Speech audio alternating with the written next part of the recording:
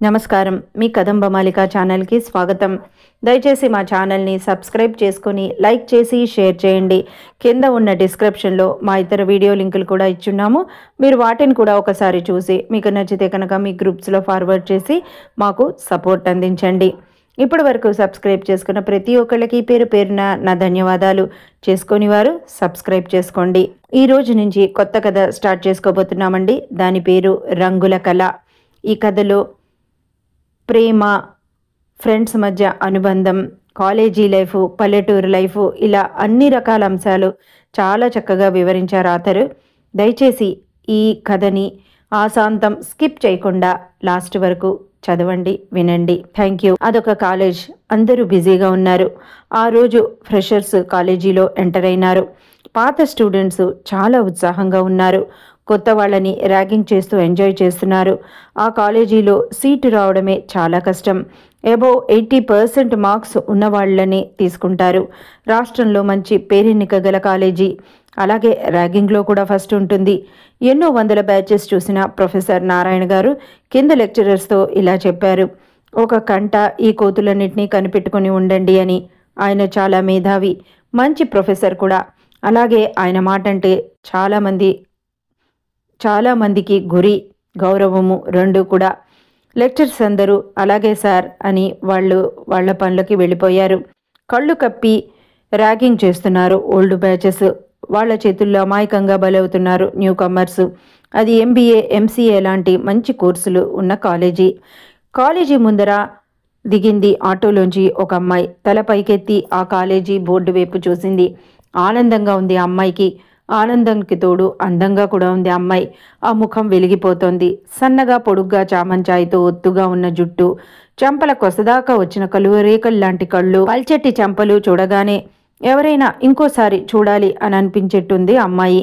ఆ అమ్మాయి కృష్ణ భక్తురాలు. కన్నయ్య నన్ను రక్షించు అని కుడికాలు ముందర పెట్టి మరీ ఆ కాలేజీలోకి వెళ్ళింది. అప్పటికే అక్కడ చాలామంది వచ్చి ఉన్నారు.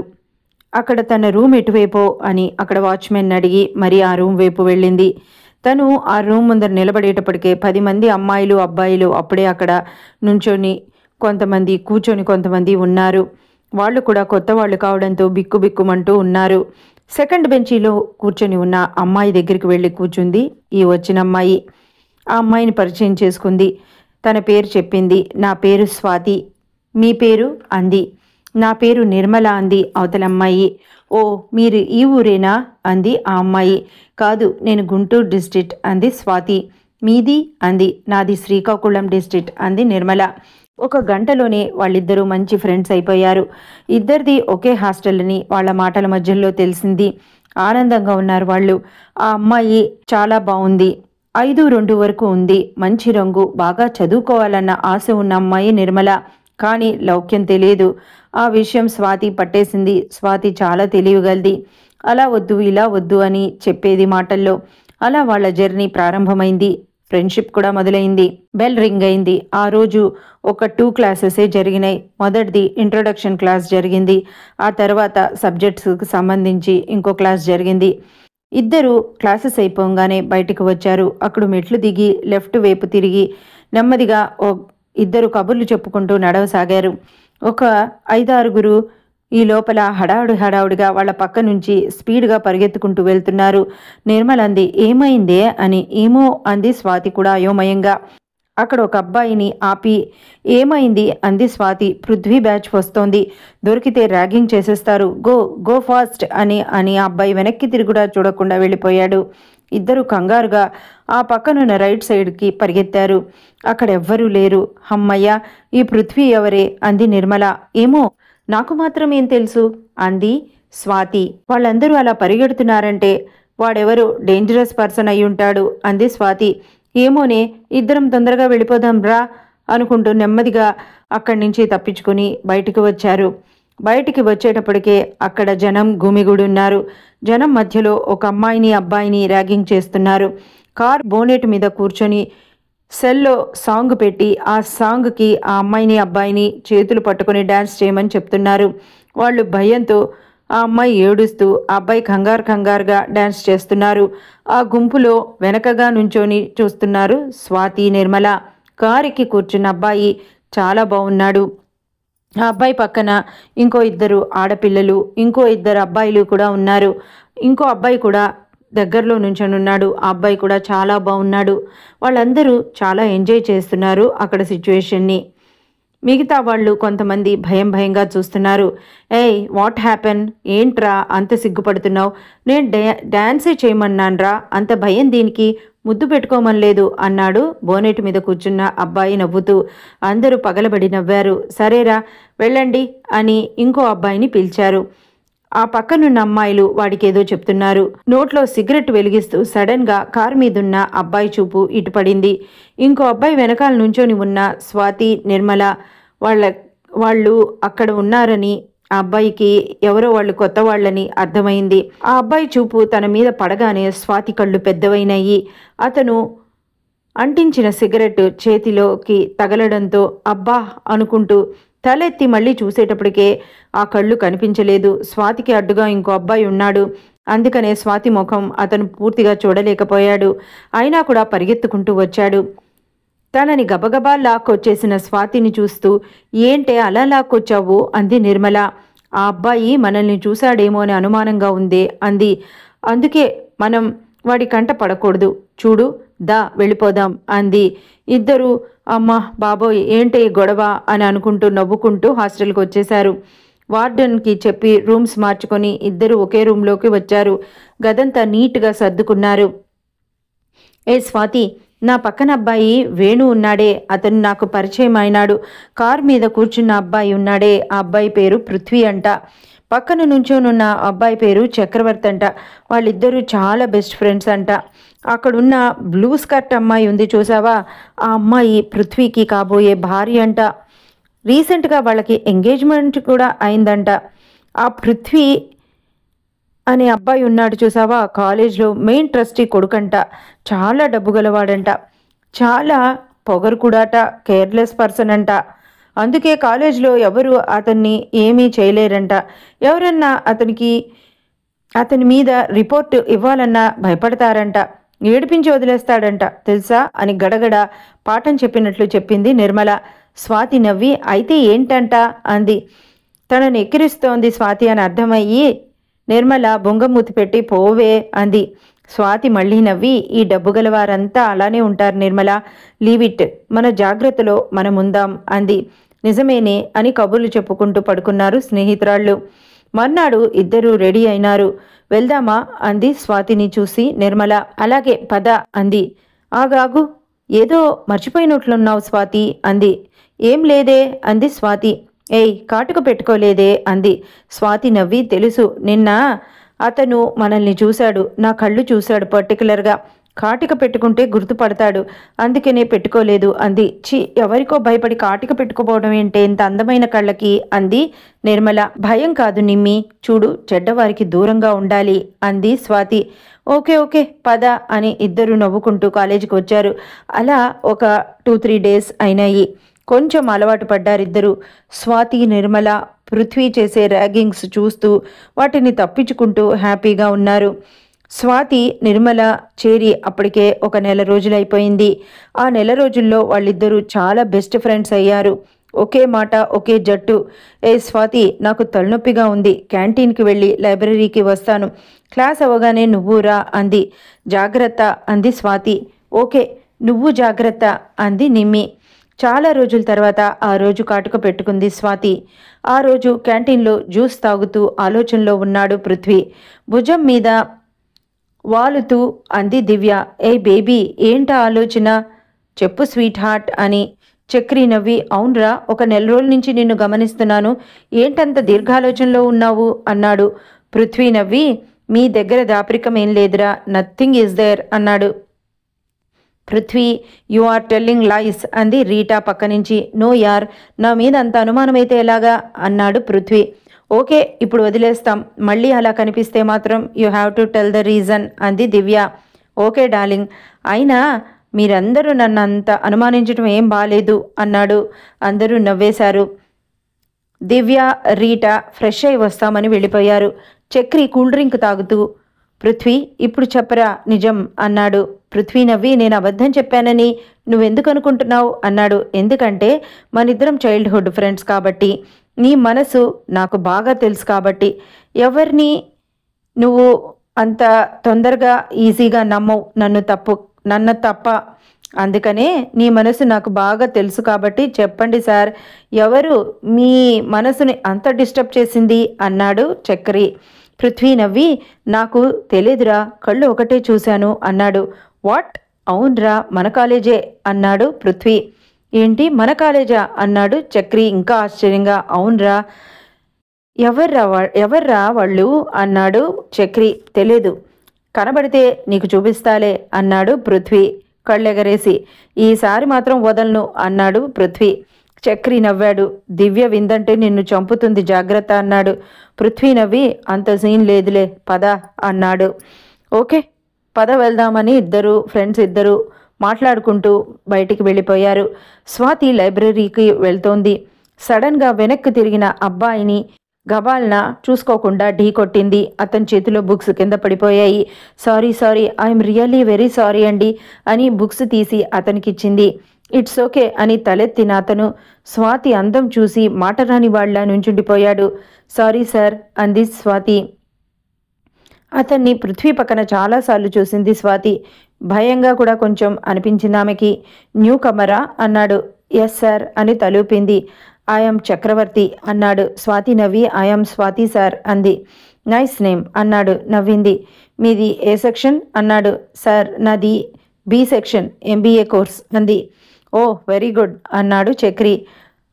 మీరు అంది. నేను ఫైనల్ ఎంబీఏ అన్నాడు. ఓ అయితే సీనియర్ అన్నమాట అంది. నవ్వాడు.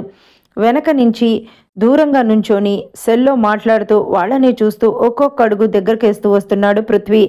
బాయ్ చక్రి గారు, వీ విల్ మీట్ అగైన్ అంది. ష్యూర్, ఫ్రెండ్సా అన్నాడు చెయ్యి చాపి. ఫ్రెండ్స్ అంది తను కూడా చెయ్యి అందిస్తూ. బాయ్ చక్రవర్తి గారు అంది. ఏయ్ గారులు బూరెలు అన్నీ అక్కర్లేదు కానీ కాల్ మీ చక్రి అన్నాడు చక్రి నవ్వుతూ. ఓకే అని స్వాతి కూడా నవ్వి వెళ్ళిపోయింది. అటు తిరిగి ఉండడంతో పృథ్వీకి అమ్మాయి వెనక సైడ్ తప్ప ముందర కనిపించలేదు. స్వాతి వెళ్ళిపోయింది. దగ్గరకొచ్చాడు పృథ్వీ. అటే చూస్తూ నుంచున్న చక్రిని చూసి తను వచ్చినా కూడా గమనించడం లేదని తెలుసుకొని, ఎటు వెళ్ళిపోయింది మనసు అని ఆట పట్టించాడు. చక్రి నవ్వి, రియల్ రా, షీఈ్ వెరీ బ్యూటిఫుల్ అన్నాడు. ఓ అవునా, అయితే ఆ బ్యూటీని నాకు పరిచయం చేయలేదు అన్నాడు పృథ్వీ. నువ్వు ఎత్తికెళ్ళిపోతావేమో అని నాకు భయం రా అన్నాడు చక్రవర్తి. నవ్వాడు పృథ్వీ. అంత సీన్ లేదురా, నా ఫ్రెండ్ ఇష్టం నాకు ఇష్టమే తప్ప దాన్ని నాకు కావాలని నేను ఎప్పుడు కోరుకోను అన్నాడు. చక్రి నవ్వి, టేక్ ఇట్ ఈజీరా అన్నాడు. ఇద్దరు నవ్వుకుంటూ వెళ్ళిపోయారు. అలా రెండోసారి కూడా మిస్ అయినాడు పృథ్వీ స్వాతిని. స్వాతి రూమ్కి తిరిగొచ్చి నిమ్మీకంతా చెప్పింది. అలా 2-3 సార్లు చక్రి కనిపించినప్పుడల్లా పలకరించడంతో వాళ్ళు ఫ్రెండ్స్ అయినారు. నిర్మల్ని కూడా పరిచయం చేసింది స్వాతి. నిర్మల స్వాతి ఇద్దరు చక్రవర్తితో బాగానే మాట్లాడుతూ ఫ్రెండ్స్ అయిపోయారు. ఒకరోజు నిమ్మి స్వాతి లైబ్రరీలోకి చదువుకోవటానికి వచ్చారు. పృథ్వీ గ్యాంగ్ కూడా అప్పుడే వస్తోంది అని విన్నారు. కానీ వీళ్ళు దూరంగా కూర్చున్నారు. నిమ్మి నేను బుక్స్ తీసుకొస్తాను అని చెప్పి స్వాతి దూరంగా ఉన్న ర్యాకుల వైపు లాస్ట్ ర్యాక్ వైపు వెళ్ళింది. నిర్మల్కి ఎదురుగా వచ్చి కూర్చున్నారు వాళ్ళు. నిర్మల్ లేవబోతే హలో అన్నాడు పృథ్వీ. నిమ్మి పై ప్రాణం ప్రయాణైపోయింది. న్యూ కమరా అన్నాడు. ఎస్ అంది. అరే నా కళ్ళకు కనిపించలేదే అన్నాడు. బిక్కమొహం వేసుకొని భయంగా చూస్తూ నుంచుంది. సరే నిన్నేం చేయను కానీ నాకు పని చేసి పెట్టాలి అన్నాడు. ఏంటి అంది భయంగా.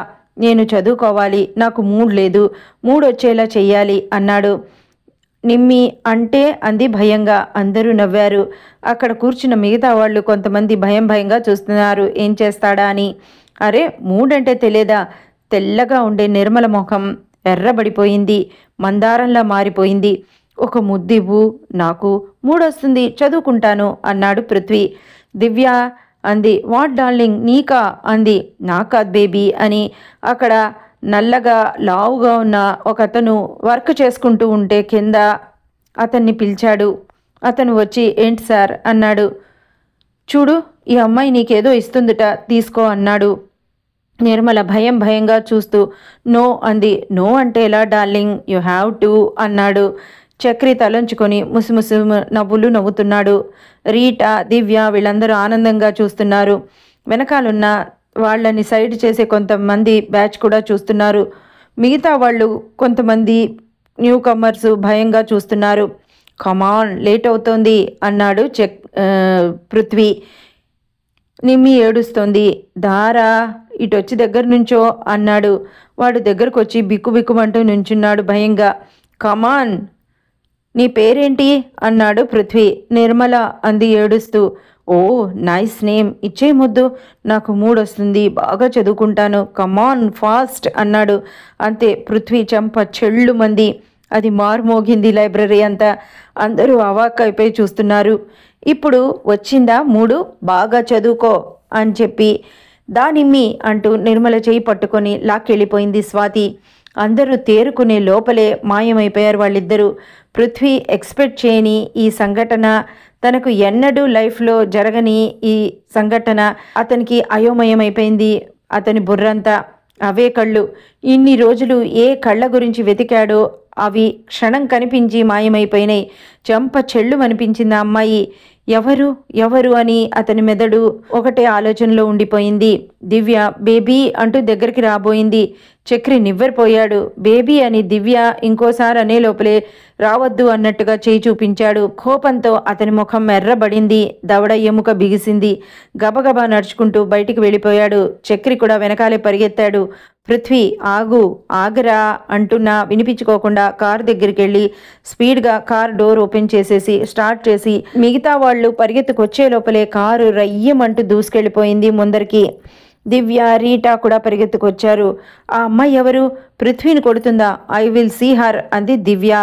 ఓ కామ్ డౌన్, పదండి అన్నాడు చక్రి విసుగ్గా.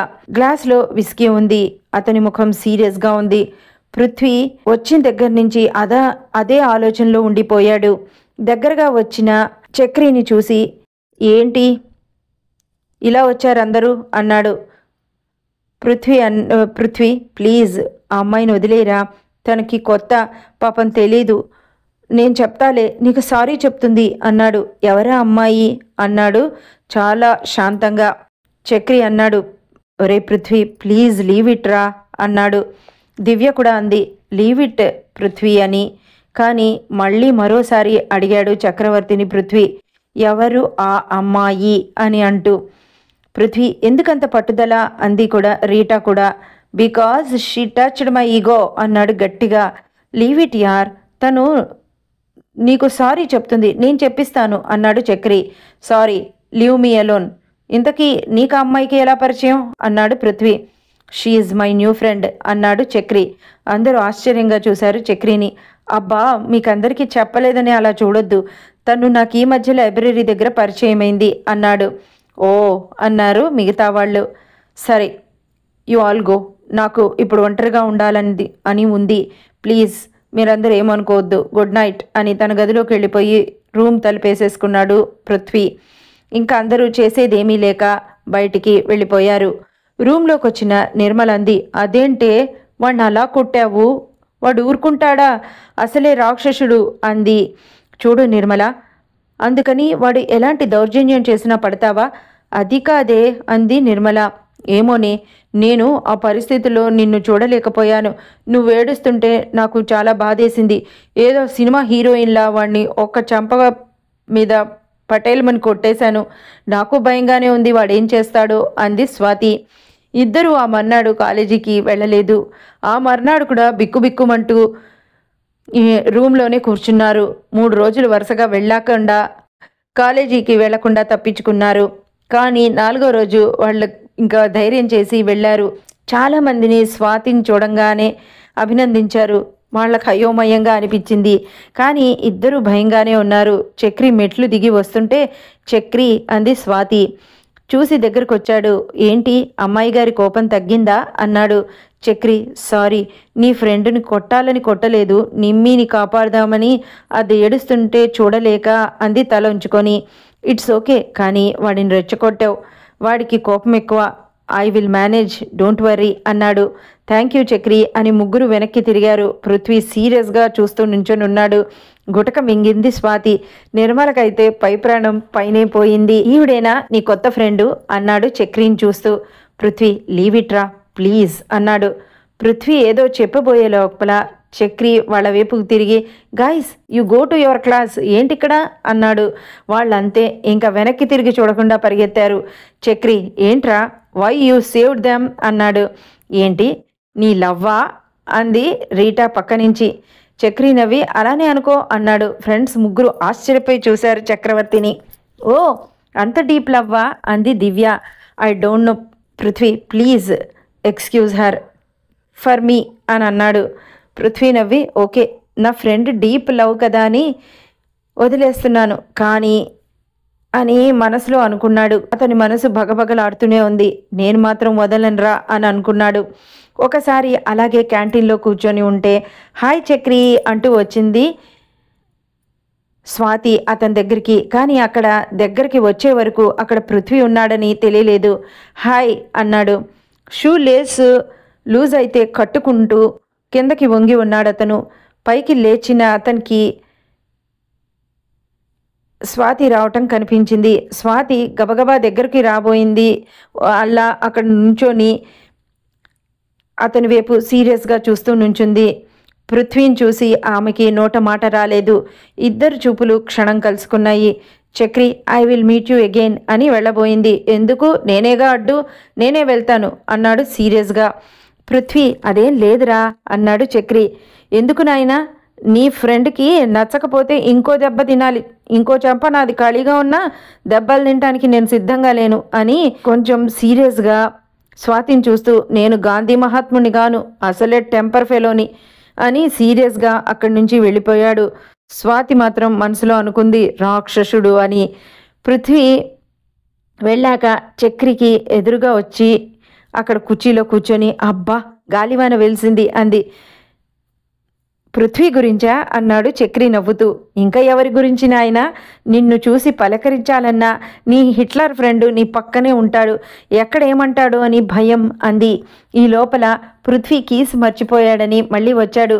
చక్రి నవ్వుతూ వాడి గురించి తెలిస్తే నువ్వు అలా అనో హీఈస్ ఎ గుడ్ ఫ్రెండ్ అన్నాడు. అవునవును చాలా good friend, very good friend అంది సాగదీస్తూ. ఎదురుగా నుంచున్న పృథ్వీని చూసి ఇద్దరు ఉలిక్కిపడ్డారు. మళ్ళీ ఎదురుగా ఏమొచ్చి పడింది బాబు అనుకుంది స్వాతి. స్వాతిని సీరియస్గా చూస్తూ టేబుల్ మీదున్న కీస్ తీసుకొని వెళ్ళిపోయాడు. బాబోయ్ విన్నాడంటావా? నేనేమన్నాను? నా మాటలన్నీ విన్నాడా? బాబోయ్ నన్నేమంటాడో అంది. అదేం లేదు వాడు ఏమనడు. ఏం చక్రధారి చక్రం అడ్డేశావా అంది. అలాగే అనుకో అన్నాడు చక్రి నవ్వుతూ. ఓకే ఓకే అని ఇద్దరు నవ్వుకుంటూ కూర్చున్నారు. ఈ లోపల నిర్మల కూడా వచ్చింది. ముగ్గురు కాసేపు కబుర్లు చెప్పుకొని ఎవరి దారిన వాళ్ళు వెళ్ళారు. ఇదండి ఇప్పటి వరకు. ఆ తర్వాత పృథ్వీకి స్వాతికి మధ్యలో ఎలాంటి సీన్స్ జరగబోయాయి, లేకపోతే చక్రి వీళ్ళందరి మధ్యలో ఎలాంటివి సన్నివేశాలు జరగనున్నాయి అనేవి మనం నెక్స్ట్ ఎపిసోడ్లో తెలుసుకుందాం. కథ ఆశాంతం తప్పకుండా వినండి, స్కిప్ చేయకుండా. Thank you.